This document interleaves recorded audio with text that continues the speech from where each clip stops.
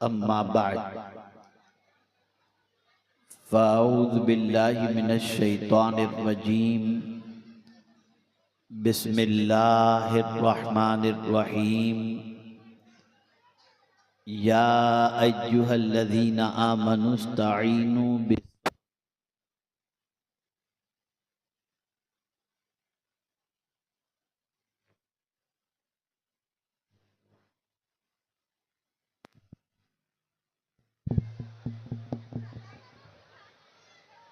या अय्युहल्लज़ीना आमनुस्तईनु बिस्सब्रि वस्सलाह इन्नल्लाहा मअस्साबिरीन सदक़ल्लाहुल अज़ीम।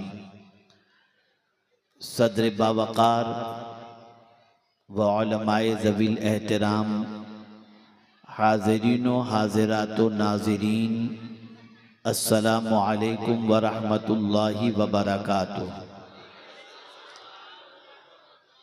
अगर मेरी बहनें चुप रहेंगी तो बड़ी नवाजिश होगी। ख़वातीन को वहाँ पर चुप कराने की थोड़ी सी कोशिश की जाए, इसलिए कि उनकी आवाज़ और उनका शोरगुल ये जलसे के मामलात को ख़राब करता है। थोड़ी सी वो देर चुप रह जाएं ताकि कुछ बातें उनके काम की भी वो सुन सकें। मेरे प्यारे आका सल्लल्लाहु ताला अलैहि वसल्लम के प्यारे दीवानों, जिस आये करीमा की तिलावत का मैंने शर्फ हासिल किया, उससे मुताल्लिक कुछ मारूज़ात पेश करने से पहले आकाए करीम रऊफ़ रहीम अलैहि तहिय्यत व तस्लीम की बारगाह बेकस पनाह में जिस तरीक़े से मैं पढ़ाऊँ, अक़ीदत व मोहब्बत में डूब कर उसी तरीक़े से दुरूद व सलाम का नजराना पेश करें। अस्सलातु वस्सलामु अलैका या रसूल अल्लाह, अस्सलातु वस्सलामु अलैका या हबीब अल्लाह, अस्सलातु वस्सलामु अलैका या नबी अल्लाह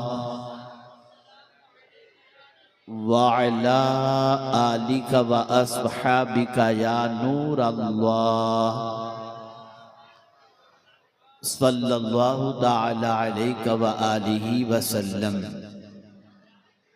मेरे प्यारे आका सल्लल्लाहु ताला अलैहि वसल्लम के प्यारे दीवानों, आज हम और आप बारगाह इमाम आली मकाम रदी अल्लाहुल मौला तबारक व तआला अन्हु में खराज अकीदत पेश करने के लिए हाजिर हैं। वो इमाम आली मकाम जिनकी ज़िंदगी का एक एक लम्हा मोहब्बत इलाही और मोहब्बत रसूल सल्लल्लाहु अलैहि वसल्लम में गुजरा हो, वो इमाम आली मकाम जिन्होंने इस्लाम की आबियारी के लिए अपना सब कुछ लुटा दिया, वो इमाम हुसैन जिन्हें मदीने के ताजदार सल्लल्लाहु अलैहि वसल्लम ने नौजवानाने जन्नत का सरदार फरमाया, वो इमाम हुसैन जिनकी मोहब्बत का चिराग आज पूरी दुनिया में मुसलमानों के सीने में रोशन है, आज उसी इमाम की बारगाह में खराज अकीदत पेश करने के लिए हम हाजिर हैं। मैं चाहूँगा कि थोड़ी देर आप मुकम्मल तवज्जो के साथ गुफ्तगू को समाअत फरमाने की कोशिश करें। हो सकता है कि शायद कोई बात आपके दिल के नेहा खाने में उतर जाए और आप अपनी ज़िंदगी को अल्लाह अज़्ज़ व जल और उसके रसूल सल्लल्लाहु अलैहि वसल्लम की तालीमात के मुताबिक गुजारने की कोशिश करें।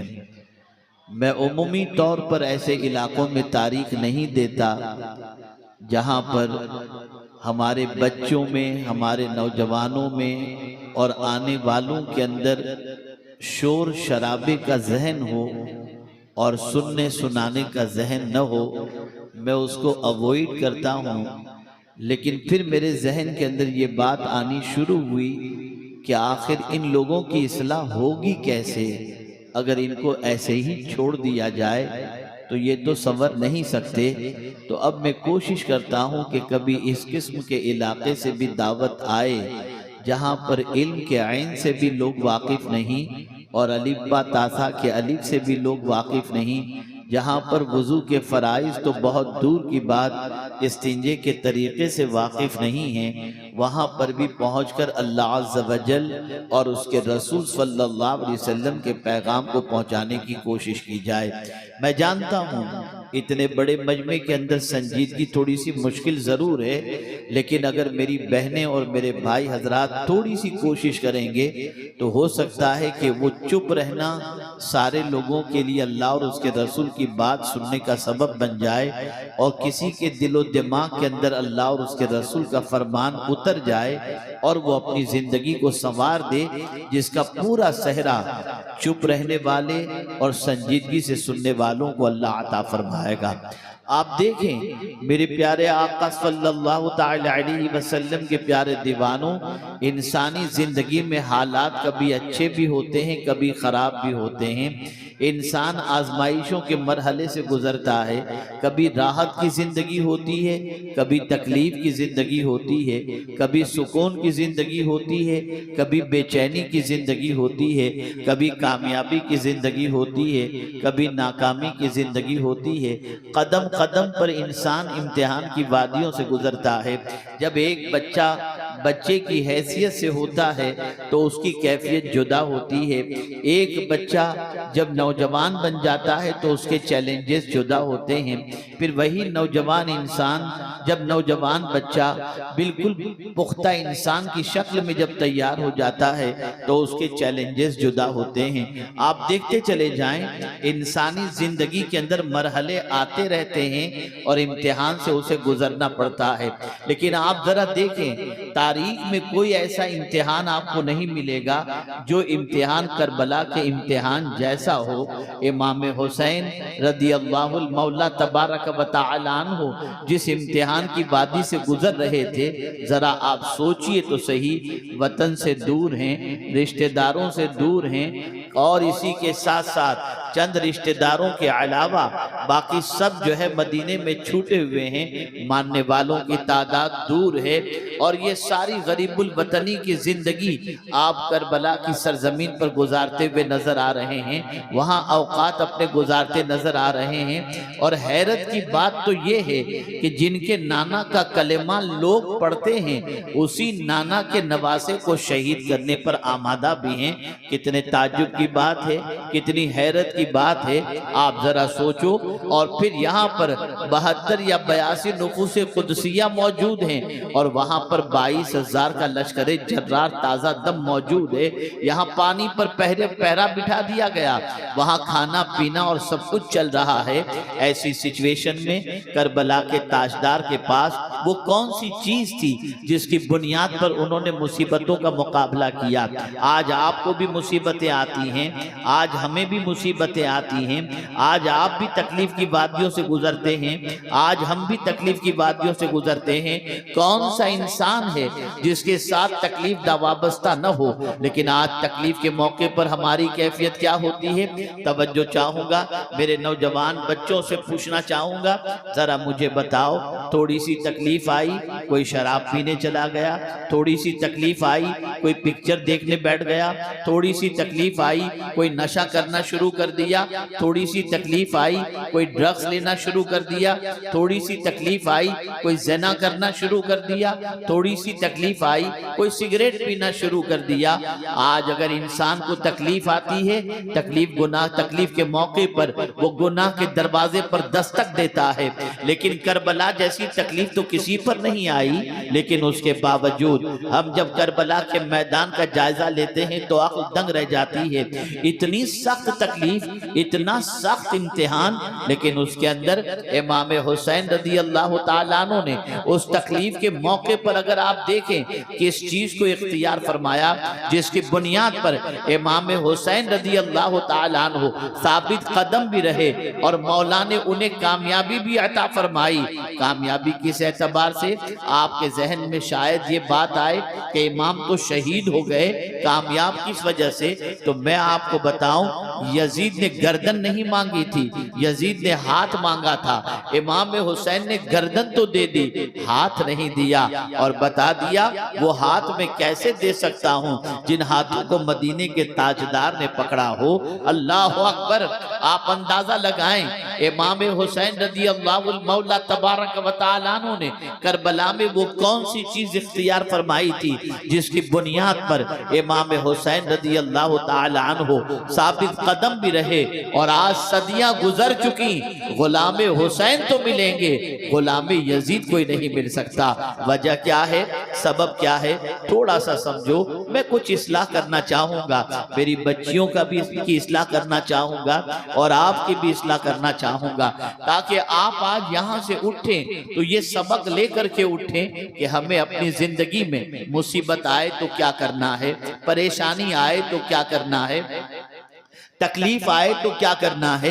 हम कुरान भी पढ़ते हैं, हम मदीने के ताजदार सल्लल्लाहु अलैहि वसल्लम का कलेमा भी पढ़ते हैं, और हम आज जो जमा हुए हैं इमाम हुसैन की मोहब्बत में जमा हुए हैं। वो सच्चे इंसान थे, वो अच्छे इंसान थे, वो नवासे रसूल थे, वो नौजवानाने जन्नत के सरदार थे, एक अजीम मर्तबे पर फाइज थे, अजीम मकाम पर फाइज थे। लेकिन आपसे मैं पूछना चाहता हूँ, हम नमाज के अंदर जब दुआ करते हैं, ए अल्लाह हमें सिद्दीकीन के रास्ते पर चला, अंबिया के रास्ते पर चला, शोहदा के रास्ते पर चला, सालिहीन के रास्ते पर चला, तो पता चला जब मुसीबत आए तो किसी और के रास्ते को मत देखना, ये देखना कि जब मुसीबत आई थी तो हुसैन कौन से रास्ते पर चले थे, जब इम्तिहान आया था तो हुसैन कौन से रास्ते पर चले थे, जब तकलीफ आई थी तो ताजदारे करबला कौन से रास्ते पर चले थे, जब इम्तिहान की वादियों से गुजरना हुआ तो इमाम हुसैन ने क्या चीज इख्तियार फरमाई थी।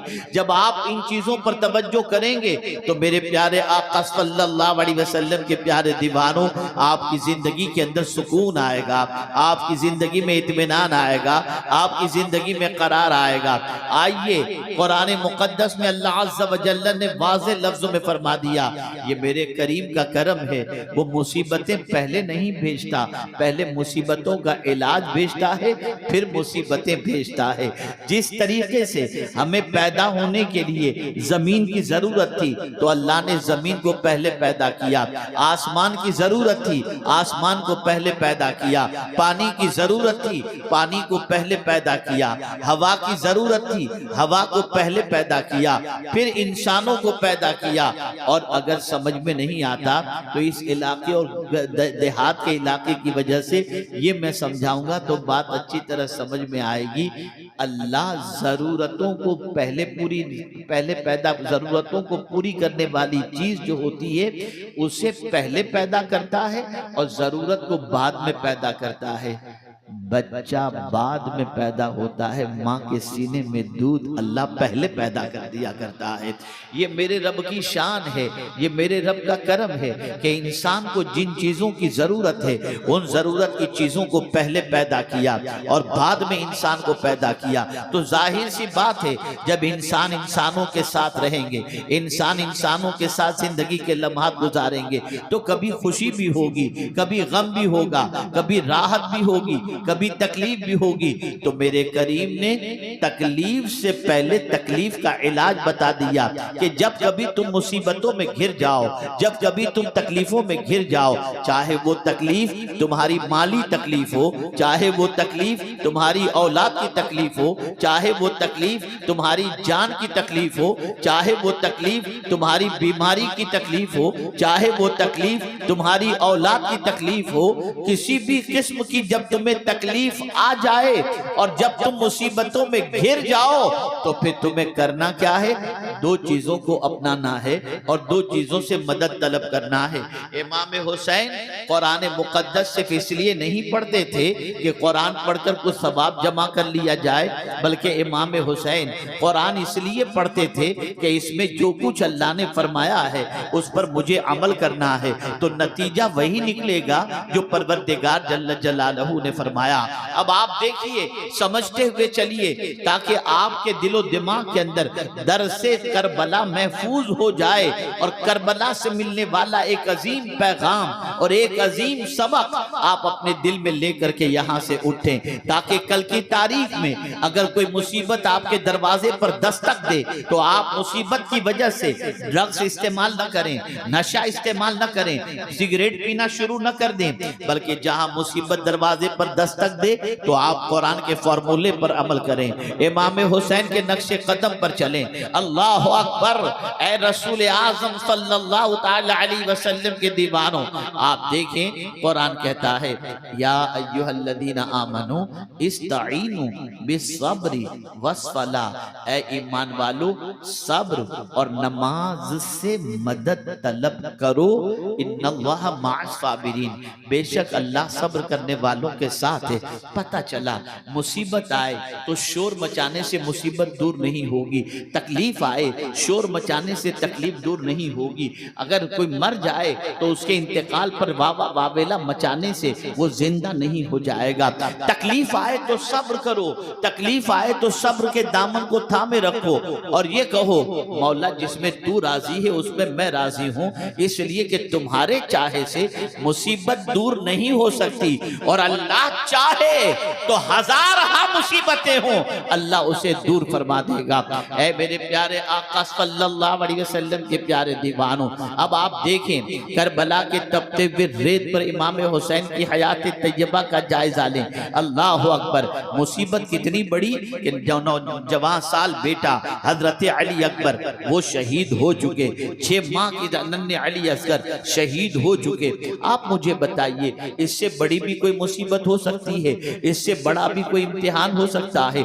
एक जवान साल बेटा अपनी निगाहों के सामने दम तोड़ रहा है, एक नन्हा सा बच्चा गोद में दम तोड़ रहा है, इतनी बड़ी मुसीबत आई तो इमाम हुसैन रज़ियल्लाहु ताला अन्हु ने क्या वहां पर शोर मचाया था? क्या वहां पर चिल्लम चिल्ली किए थे? क्या वहां पर अल्लाह की शिकायत की थी? क्या नौहा किया था? क्या मातम किया था उन्होंने? कोई चीज इमाम हुसैन रज़ियल्लाहु ताला अन्हु नहीं की। आज एक मरतबा दुरूद शरीफ पढ़ लें। अल्लाहुम्मा सल्लि अला सय्यिदिना व मौलाना मुहम्मदिन मअदनिल जूदि वल करम व आलिहि व सहाबी व बारिक वसल्लम। ए बेटे जरा चुप रहो, बेटे चुप रहो, चुप रहो बेटे। आप जरा देखें, मैं एक सवाल आपसे पूछना चाहता हूं, एक बच्चे का इंतकाल अगर परदेश में हो जाता है तो माँ यहाँ पर पूरा आसमान सर पर उठा लेती है, इतना रोती है, इतना चिल्लाती है, इतने गलत अल्फाज इस्तेमाल करती है, इतने अपनी जबान से अल्लाह के खिलाफ लफ्जों के अल्फाज इस्तेमाल करती है कि जिसकी वजह से ऐसा लगता है जैसे वो बच्चा उसका ही बच्चा था, अल्लाह का बंदा नहीं था। याद रखें वो बेटा बाद में तुम्हारा है, बंदा तो पहले अल्लाह का है ना। लेकिन आप जरा देखें आज शोर मचाया जाता है, चेहरा पीटा जाता है, लेकिन कोई करबला में मुझे बता दे हजरत अली अकबर की शहादत पर हजरत अली अकबर की वालिदा ने चेहरा पीटा हो, गिरेबान फाड़ा हो, शोर मचाया हो? क्यों नहीं? इसलिए कि कुरान कहता है जब कभी मुसीबत आए तो सब्र से मदद मांगो। तुम्हारे रोने धोने से, तुम्हारी चिल्लम चिल्ली से गया हुआ इंसान पलट कर नहीं आएगा। तो मेरे करीम अगर सब्र करेंगे तो क्या होगा? तो मेरा रब इरशाद फरमाता है और उसके प्यारे हबीब सल्लल्लाहु अलैहि वसल्लम फरमाते हैं जब किसी के घर से किसी अजीज का इंतकाल होता है, उसकी रूह परवास कर ली जाती है, तो परवरदिगार फरिश्ते को भेजता है, फरिश्ते जाओ मेरा बंदा उसके महबूब के छीन लेने की वजह से क्या कह रहा है। जब फरिश्ते पहुंचते हैं और घर वाले ये कहते हैं इन्ना लिल्लाहि व इन्ना इलैहि राजिऊन और उसके लिए मगफिरत की दुआ करते हैं, तो फरिश्ते पलट कर रब की बारगाह में हाजिर होते हैं, अर्ज करते हैं मौला वो तो तेरी तारीफ कर रहे थे, तेरा जिक्र कर रहे थे। फरिश्तों से मेरा मौला फौरन फरमाता है जन्नत में एक महल बनाओ जिसका नाम बैतुल हम्द रख दो, उस सब्र करने वाले को कल बरोज़े क़यामत वो जन्नत का महल अता किया जाए। ए रसूल आजम सल्लल्लाहु अलैहि वसल्लम के दीवानों, मैं जानता हूँ सब्र आसान चीज नहीं है, सब्र बहुत डिफिकल्ट है, लेकिन मैं जो समझाना चाहता हूँ, इसलिए कि आप में से बहुत सारों के बारे में मेरा गालिब गुमान है, बड़े शहरों में काम कर रहे होंगे, कुछ अच्छे काम कर रहे होंगे, कुछ दूसरे काम। बेटा तुम बैठ जाओ, बेटा बेटा बैठ जाओ, एक जगह पर बैठ जाओ बेटा। एक मरतबा दुरूद शरीफ पढ़ ले। अल्लाहुम्मा सल्ली अला सय्यिदिना व मौलाना मुहम्मदिन मादनिल जूद वल करम व आलि व सहाबी व बारिक वसल्लम। आप में से बहुत सारे ऐसे भी होंगे जो अपने बीवी बच्चों को यहाँ छोड़कर बड़े शहरों में काम के लिए जाते होंगे। बीवी यहाँ है, बच्चे यहाँ हैं, और आप किसी बड़े शहर में काम कर रहे हैं। रात को 2 बजे अल्लाह न करे कोई फोन आ गया, बीवी की तबीयत खराब है, माँ की तबीयत खराब है, आप आ गए टेंशन के अंदर। सेठ छुट्टी भी नहीं दे रहा कि आप जा सकें। अगर आप जाते हैं तो आपकी नौकरी चली जाएगी। अब आ गए आप टेंशन के अंदर, तो अब आप करेंगे क्या?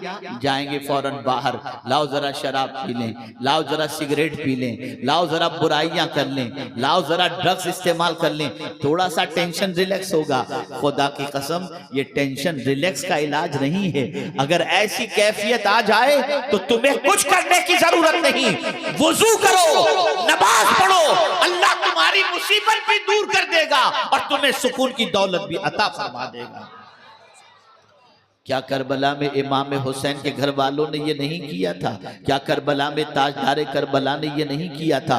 कितनी बड़ी मुसीबत, पानी के कतरे कतरे के लिए उन लोगों को रोका जा रहा है। कितनी बड़ी मुसीबत, इमाम हुसैन रदी अल्लाह तआला अन्हु के बच्चे शहीद हो रहे हैं। कितनी बड़ी मुसीबत, 22,000 का लश्कर तेज तलवार के साथ सामने मौजूद है, लेकिन कुर्बान जाइए मेरे इमाम की अजमत पर कि वहां पर भी इमाम सजदा भी कर रहे हैं, तिलावत भी कर रहे हैं, सब्र के दामन को थामे हुए भी हैं और अपने मानने वालों को दर्द दे रहे हैं। ऐ मेरे मानने वालों, मैं तो गुनाहों से तुमको बचाने के लिए आया हूं और तुमको सीधा रास्ता दिखाने के लिए आया हूं। खबरदार कोई गलत रास्ता इख्तियार न करना। शराब पीना हुसैन का काम नहीं, यजीद का काम है। नमाज छोड़ना हुसैन का काम नहीं, यजीद का काम है। शराब पीने के साथ साथ बदकारी करना ये यजीद का काम है, हुसैन का काम नहीं है। झूठ बोलना यजीद का काम है, हुसैन का काम नहीं है। लेकिन जब इमाम हुसैन की मोहब्बत के दम भरने वालों को जब मैं देखता हूं तो ज़बान से कहते हैं इमाम हुसैन से मोहब्बत करते हैं और काम सारे यजीद वाले करते हुए नजर आते हैं। झूठ भी बोलेंगे, नमाज भी छोड़ेंगे, गुनाह भी करेंगे, बुराइयां भी करेंगे और कहेंगे हम हुसैन के मानने वाले हैं। नादानों, इसी गलत रास्ते से बचाने के लिए तो हुसैन ने अपना कुंबा लुटा दिया ताकि हम भटकने से बच जाएं, हम बर्बाद होने से बच जाएं, हम गलत रास्ते से बच जाएं। अर्ज करने का मंशा ये है कि ए ईमान वालों, सब्र और नमाज से मदद तलब करो। सब्र बहुत ताकतवर चीज का नाम है। जिस किसी को अल्लाह सब्र की दौलत अता फरमा दे, वो कमजोर नहीं होता, वो ताकतवर होता है। आइए मैं आपको समझाता हुआ चलूं। हजरत सुलेमान अलैहिस्सलातु व तस्लीम का वाकया है। एक शख्स ने उनके दौरे पाक में एक तोता खरीदा, जो तोता कलेमा पढ़ता था। उस तोते को तोते के मालिक ने कलेमा पढ़ना सिखा दिया। अब जब भी कोई घर आता तो वो तोता कलेमा पढ़ता, तो तोते के मालिक को भी खुशी होती, आने वाले को भी खुशी होती। सब कहते थे यार इसका तोता कितना अच्छा है जो कलेमा ही सुनाता रहता है। रोजाना की आदत, सुबह शाम तोता कलेमा पढ़ रहा है, हर आने वाले का इस्तकबाल कलेमे से कर रहा है। जब उससे कलेमा सुनते लोग बहुत खुश होते और साथ ही साथ उसकी तारीफ भी करते और उस घर वाले की भी तारीफ करते। एक दिन अचानक, तवज्जो चाहूंगा, एक दिन अचानक तोते का पिंजरा खुला रह गया। बिल्ली ने खुला हुआ पिंजरा देखा, तोते पर हमला किया और जैसे नहीं, सिचुएशन ये हुई कि तोते को उसने पाल के रखा था, तोता हमेशा कलेमा पढ़ता था, तोते को जो है उसने कलेमा सिखा दिया था। एक मर्तबा ऐसा हुआ कि बिल्ली ने देखा कि पिंजरा खुला हुआ है, तोते पर उसने हमला किया। जैसे ही तोते पर हमला किया तो तोते ने कलेमा पढ़ने की बजाय ची ची ची ची ची करना शुरू किया। तोते के मालिक को अफसोस हुआ, जिंदगी भर मैं इसे कलेमा सिखाता रहा, ये जिंदगी भर कलेमा पढ़ता रहा, लेकिन जब मरने का वक्त आया तो ची ची ची ची कर रहा है। एक बुजुर्ग के पास पहुंचा और जाकर के अर्ज करता है, हुजूर मैं परेशान हूँ। उन्होंने पूछा परेशानी की वजह क्या है? उस शख्स ने कहा, मैंने तोते को जिंदगी भर कलेमा सिखाया और मेरा तोता जिंदगी भर कलमा पढ़ता रहा, लेकिन मौत के वक्त उसकी ज़बान पर कलेमा नहीं था, वो ची ची कर रहा था। अब बुजुर्ग ने जो जवाब दिया, मैं चाहूंगा इसको आप दिलो दिमाग में महफूज कर लो। वो बुजुर्ग फरमाते हैं, बेटे जबान पर तो कलेमा था, उसके दिल में कलेमा उतरा नहीं था। आज हम ज़बान से कलेमा पढ़ रहे हैं, दिल में अल्लाह का कितना डर है। आज हम ज़बान से कह रहे हैं कि अल्लाह वहदहू ला शरीक है, लेकिन हम उसकी मानने को तैयार नहीं। अगर एक सवाल पूछूं तो सबके चिट्ठे खुल जाएंगे। मैं पूछना चाहता हूं, इतना बड़ा मजमा है, कितने लोगों ने आज 5 वक्त की नमाज अदा की? मुझे बताओ, क्या ये हुसैनियत है जो 72 तलवारों के जख्मों के बावजूद करबला के मैदान के अंदर सजदा नहीं छोड़ते? उस हुसैन की मोहब्बत का दम भरने वाला इंसान मजे से सजदे छोड़ रहा है और उसे कोई एहसास नहीं। क्या इसीलिए इमाम हुसैन ने जान दी थी? मुझे हैरत हो रही है, ए रसूल आज़म सल्लल्लाहु ताला अलैहि वसल्लम के दीवानों, अगर ताजदारे करबला की तपती हुई रेत पर कुर्बानी पेश न करते तो सुन लो, आज जो शराब को मुसलमान हराम समझता है ना, ये भी नहीं समझता। आज अगर मस्जिद से अजान की आवाज आती है, चेहरे पे दाढ़ी नजर आती है, सर पे अम्मामा शरीफ नजर आता है और इंसान शराब, झूठ और जुआ और जिना से किसी हद तक बचता हुआ नजर आता है, ये सदका है इमाम आली मकाम रदी अल्लाह ताला अन्हु का। मुझे कभी कभी हैरत होती, ये कैसी मोहब्बत है, जिसकी मोहब्बत का दम भरो उसके रास्ते पर न चलो, जिसकी मोहब्बत का दम भर रहे हो उसका तरीका पसंद नहीं। सब्र से मदद तलब करो और जब मुसीबत आए शोर मत करो, चिल्लाओ नहीं। हजरत सुलेमान अलैहिस्सलातु व तस्लीम के दौरे पाक में एक शख्स ने एक परिंदा खरीदा। उस परिंदे की आवाज उसे बहुत पसंद थी, वो परिंदा चहचहाता था और हजरत सुलेमान अलैहिस्सलातु वस्सलाम के दौरे पाक का शख्स उससे खुश होता था। एक दिन एक परिंदा आया, पिंजरे पर बैठा और पिंजरे में कैद परिंदे को पता नहीं क्या उसने कह दिया कि वो परिंदा जो पिंजरे में था उसने चहचहाना बंद कर दिया उसने। परिंदे का मालिक हजरत सुलेमान अलैहिस्सलाम के पास पहुंचा और अर्ज करता है, हुजूर महंगी कीमत देकर मैंने इस परिंदे को खरीदा ताकि इसकी आवाज से लुत्फ अंदोज हूं, लेकिन ये तो अब बोलना ही बंद कर दिया है। तो हजरत सुलेमान अलैहिस्सलाम जानवरों की बोली भी समझते थे। फौरन उस परिंदे से आपने पूछा, क्या बात है, कुछ दिनों से तूने बोलना बंद कर दिया? जवाब सुनिए। उस परिंदे ने जवाब में कहा कि हुजूर मामला ये था कि मैं तो कैद के अंदर था, पिंजरे के अंदर। मेरा एक दोस्त आया और आकर कहता है कि तू चहचहाता है, तू आवाज लगाता है और उस आवाज के अंदर तेरा रोना है, तेरी शिकायत है कि मैं पिंजरे के अंदर हूं, मैं तकलीफ में हूं, लेकिन तेरा मालिक तेरी जबान समझता नहीं था और वो समझता था तेरी आवाज अच्छी है, इस वजह से तुझे कैद करके रखा था।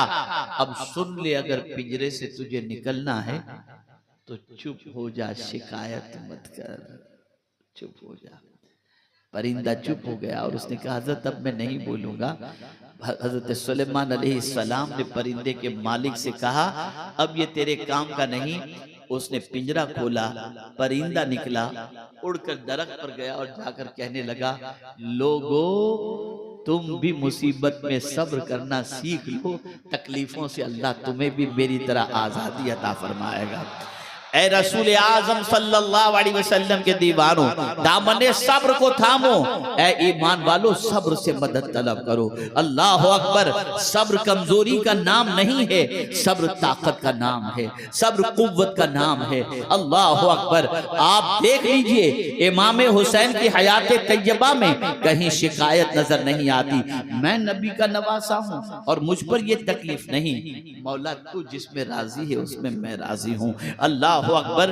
आप देखें सदियां गुजर चुकी लेकिन इमाम आली मकाम की मोहब्बत आज भी लोगों के दिलों के अंदर मौजूद है। तो आज मेरी पहली नसीहत आपको ये है, अल्लाह न करे कभी तकलीफ आ जाए, अल्लाह न करे कभी परेशानी आ जाए, अल्लाह न करे कभी मुसीबत आ जाए। सब्र को थामो कि सब्र करना नबी की भी सुन्नत है, सिद्दीकीन की भी सुन्नत है, शुहदा की भी सुन्नत है और सालिहीन की भी सुन्नत है और कुरान पर अमल है। यहाँ कोई ये न समझे कि अल्लाह अज़्ज़ व जल्ल के मकबूल बंदों से मदद तलब करना शिर्क है। नहीं नहीं, कहने का मकसद ये है कि परवरदिगार ने यहाँ पर यह फरमाया कि इस्ताईनु बिस्सब्र वस्सलाह, सब्र और नमाज से मदद तलब करो। सब्र तुम्हें हौसला अता करेगा, सब्र तुम्हें कुव्वत अता करेगा, सब्र तुम्हें ताकत अता करेगा।